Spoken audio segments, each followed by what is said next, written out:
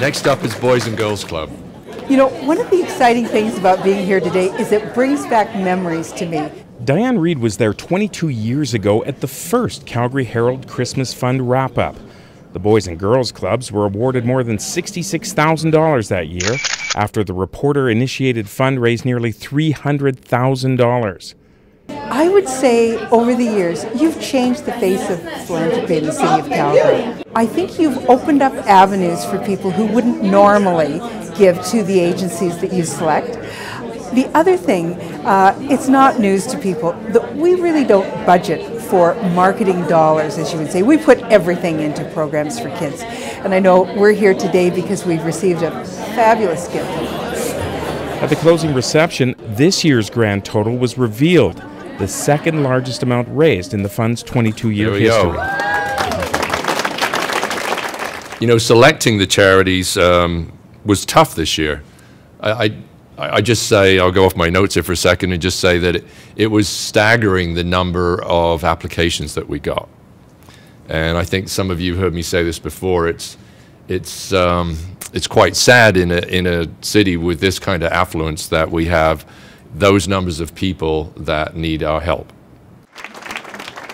For the second year in a row, Calgary developer and philanthropist Sam Switzer donated $250,000 to the Christmas Fund, meaning each of the 12 social agencies are cashing a check for more than $126,000. The amount of coverage you do and the amount of investigations you do, I think it just suits my type of giving, let's say, trying to spread it. Diane Reed says their share of the money will go to the FANS program, feeding hungry kids in 180 schools. One of the things that we have discovered over the years is feeding kids doesn't just bring better participation and better concentration in schools. It gets kids to school on time because they're hungry. It gets kids knowing their teachers in a different way because the teachers are often volunteers in the feeding programs. It gets kids developing a network of friends because they have breakfast or lunch together. During the 6-week campaign, each of the agencies is featured in the paper, so it's not just money, but also awareness of the work being done. The series of guest columns and special features that we do are far from being stories of distress and unhappiness.